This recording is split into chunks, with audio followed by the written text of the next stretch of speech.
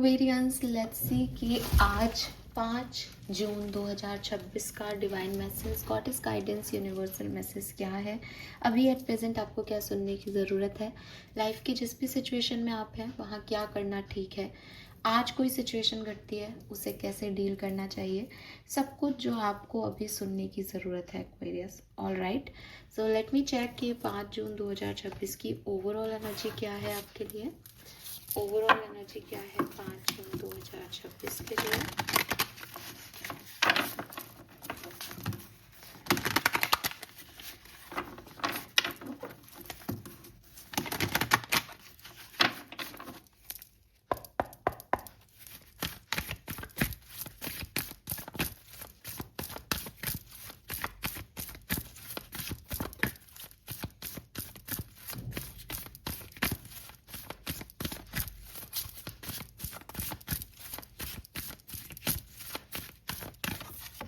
Okay, we got 2 cards, एक मैंने लिया है, एक डिवाइन ने आपके लिए दिया है।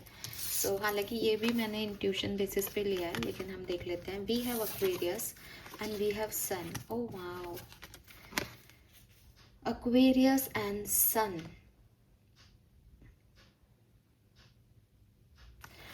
ओके, सो सबसे पहला मैसेज जो मैं रिसीव कर पा रही हूँ इन कार्ड से वो है कि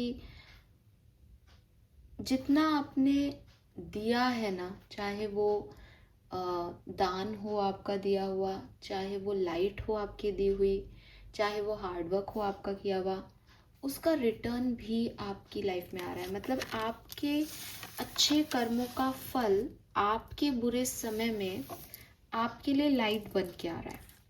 ठीक है, सो मैं आपको यही कहूँगी कि वी हैव 11 और 9 नंबर। तो 2 नंबर, 9 नंबर, 18 नंबर, 8, 1, 3, 6, ये सब आपके लिए सिग्निफिकेंट हो सकते हैं किसी भी तरीके से।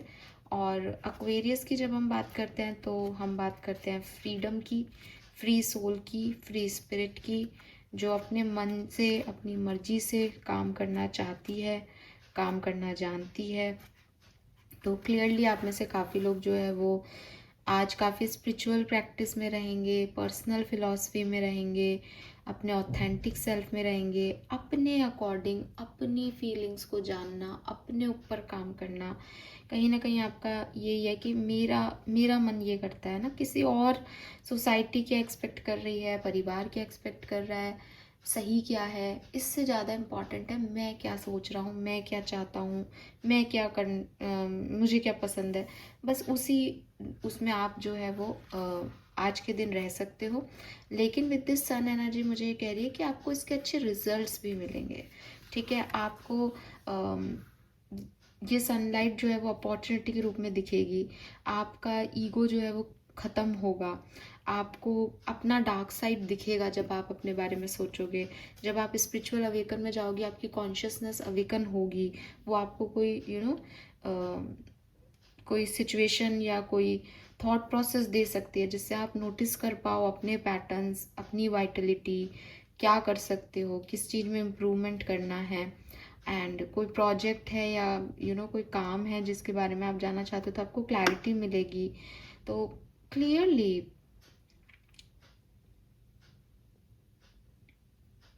आप ना रिस्पेक्ट को चूज करोगे, बिकॉज सन इज लाइक कि वो अंधेरा मिटा देता है एंड एक ग्रेसफुल लाइट है। तो मुझे ऐसा लग रहा है जैसे आप अपनी लाइट ढूंढ रहे हो एक्वेरियस, या आपको कुछ ऐसा मिलेगा जिसमें आपको खुद पे, मतलब आपका ईगो, जो दिखावे का ईगो है, वो ख़त्म हो जाएगा और आप अपने अंदर वापस आ जाओगे। कुछ ऐसी अच्छी सी एनर्जीज हैं, लेकिन आप समझें, यहाँ पे सैटर्न है, सन है। हालांकि सूर्य और सैटर्न की बनती नहीं है वैदिक एस्ट्रोलॉजी में, लेकिन ये बाप बेटे हैं। तो मुझे ऐसा लगता है कि कहाँ जाएगा, परिवार है, बने नहीं बने, कहाँ जाएंगे। तो यहाँ पे फादर सन रिलेशनशिप का भी कोई मैसेज हो सकता है आप में से काफ़ी लोगों के लिए। सो यस, बट मुझे लगता है कि अगर अभी तक सही नहीं भी था या नहीं भी बन रही थी तो इक्वल गिव एंड टेक होगा, या क्लैरिटी आएगी रिलेशनशिप में, या क्यों नहीं बनती, कारण, आपका पर्सनल फिलॉसफी क्या है, उनका फिलॉसफी क्या है, इस तरीके से कुछ एडजस्टमेंट्स होंगे, पॉजिटिव एडजस्टमेंट्स। ओके, गाइडेंस क्या है एक्वेरियंस के लिए 5 जून 2026 का? Thank you. 5th of June 2026, guidance for Sun, Moon, Venus rising Aquarians. We have offering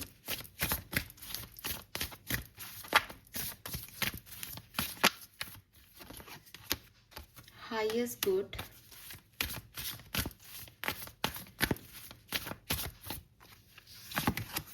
soulmates.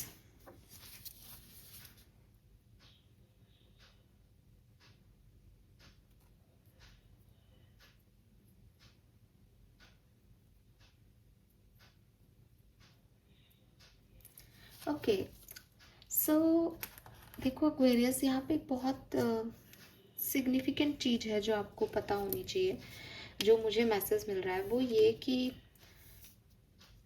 आगे क्या होने वाला है ये हम में से किसी को नहीं पता है, ठीक है।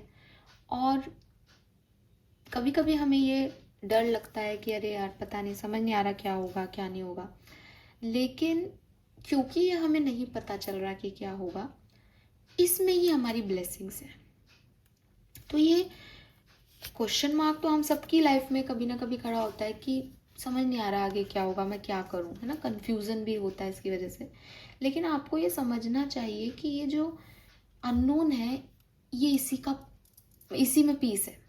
बिकॉज अगर कुछ हो और आपको पता हो तो आप तो आज भी चैन से नहीं रह पाओगे। तो ये जो अननोन एनर्जी है, ये जो मिस्टीरियस एनर्जी है, ठीक है, इसको चुन लो। चुनने का मतलब यह है कि इस पे सरेंडर कर दो एक्वेरियस, कि मुझे नहीं पता कल क्या होगा, लेकिन मैं आज को अच्छा बनाना चाह रहा हूँ या मैं आज को अच्छा बनाना चाह रही हूँ।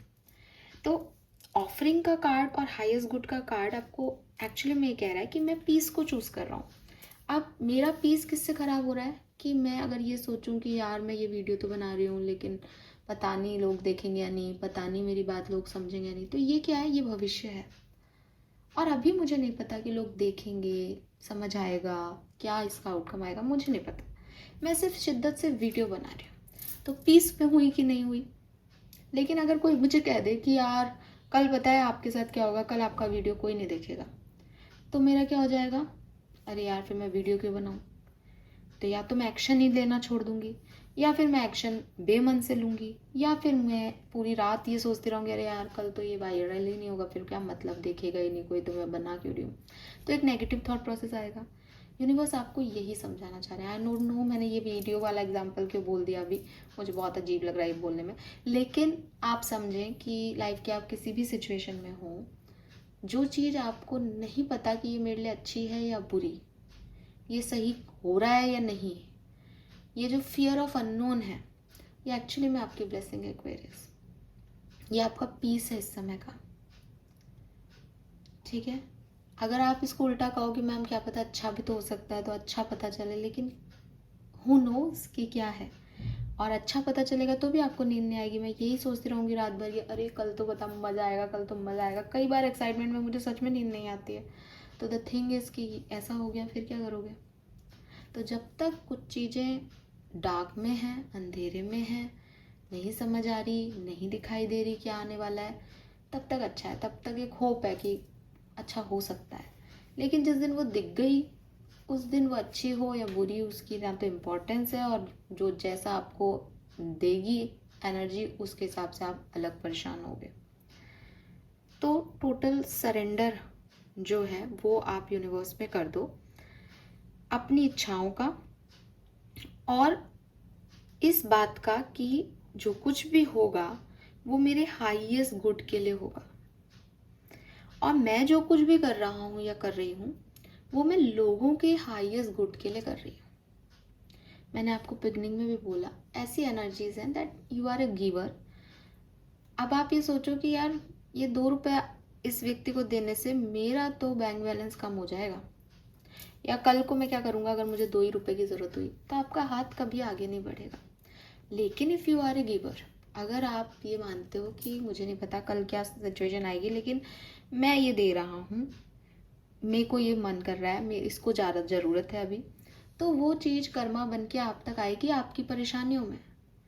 तो इस चीज़ को समझें कि आज यूनिवर्स ने मुझे किसी की मदद करने के लिए चुना है, किसी कंडक्ट के लिए चुना है, तो मुझे भी कभी किसी कोई मदद का हाथ दे देगा या मुझे भी मदद मिल जाएगी। तो मैं मदद इसलिए नहीं कर रहा कि मैं बड़ा आदमी हूँ या बड़ी औरत हूँ या मैं बहुत बड़ा बन गया, बल्कि इसलिए कर रहा हूँ कि कर्म लौट के आते हैं।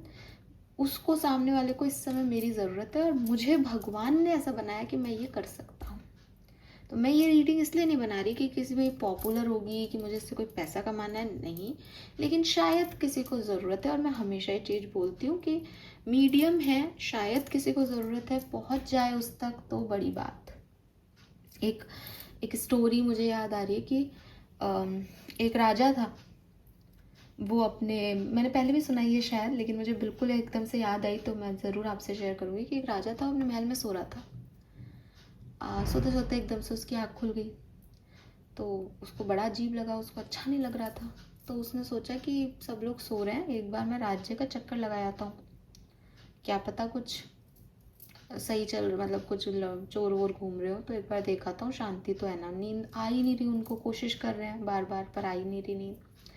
तो वो अपना मुंह कवर करके और राज्य भ्रमण पे निकल गए। अब घूमते घूमते घूमते जो है वो एक झोपड़पट्टी के आगे चले गए।